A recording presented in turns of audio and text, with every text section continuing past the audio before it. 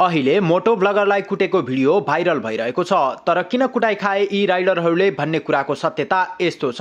Viral भिडियोमा कुटाई खाने यी दुई युवा हुन् ब्लगर विशाल तामाङ र लक्ष्य कुमार राई। युट्युबमा आरजी राइडर ब्लग र आरबी ब्लग लेजेन्ड नामका च्यानल चलाउने उनीहरू हाल एक घटनाका कारण चर्चामा र आलोचनामा समेत परेका छन्। यी दुई राइडरहरू नगरकोटको तेलकोट क्षेत्रमा हुइकिँदै थिए। अपोजिटबाट कारले ओभरटेक गरेर आइरहेको थियो। कारले ओभरटेक गरेको हेर्ने हो भने ओभरटेक सेफ डिस्टेन्सबाट नै गरेको देखिन्छ।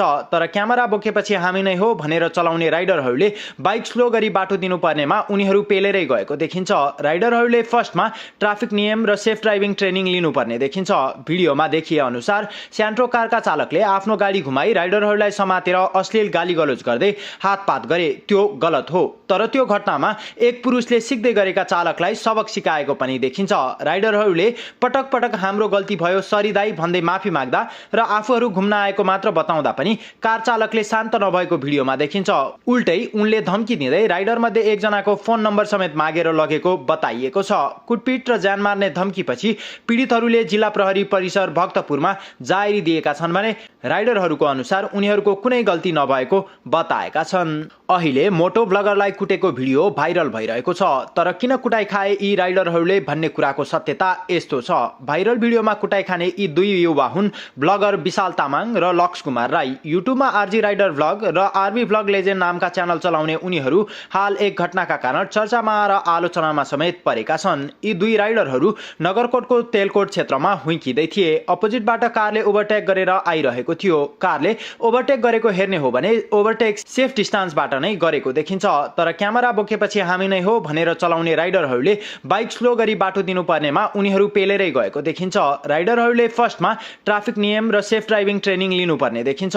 भिडियोमा देखिए अनुसार स्यान्ट्रो कारका चालकले आफ्नो गाडी घुमाई राइडरहरूलाई समातेर अश्लील गालीगलोच गर्दै हातपात गरे। त्यो गलत हो। तर त्यो घटनामा एक पुरुषले सिक्दै गरेका चालकलाई सबक सिकाएको पनि देखिन्छ। राइडरहरूले पटक पटक हाम्रो गल्ती भयो सरी दाई भन्दै माफी माग्दा र आफूहरू घुम्न आएको मात्र बताउँदा पनि कार चालकले शान्त नभएको भिडियोमा देखिन्छ।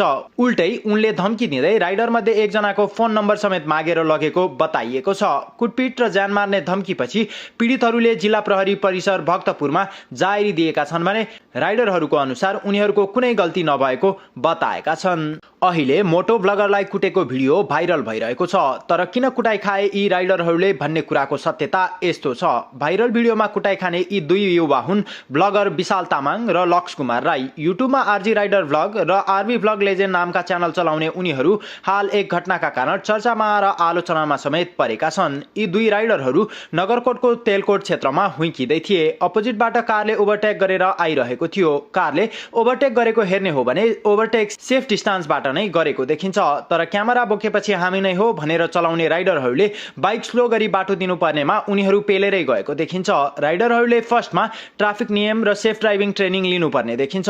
भिडियोमा देखिए अनुसार स्यान्ट्रो कारका चालकले आफ्नो गाडी घुमाई राइडरहरूलाई समातेर अश्लील गालीगलोच गर्दै हातपात गरे। त्यो गलत हो। तर त्यो घटनामा एक पुरुषले सिक्दै गरेका चालकलाई सबक सिकाएको पनि देखिन्छ। राइडरहरूले पटक पटक हाम्रो गल्ती भयो सरी दाई भन्दै माफी माग्दा र आफूहरू घुम्न आएको मात्र बताउँदा पनि कार चालकले शान्त नभएको भिडियोमा देखिन्छ। उल्टै उनले धम्की दिँदै राइडर मध्ये एकजनाको फोन नम्बर समेत मागेर लगेको बताइएको छ। कुटपिट र ज्यान मार्ने धम्कीपछि पीडितहरूले जिल्ला प्रहरी परिसर भक्तपुरमा जाहेरी दिएका छन् भने राइडरहरूको अनुसार उनीहरूको कुनै गल्ती नभएको बताएका छन्।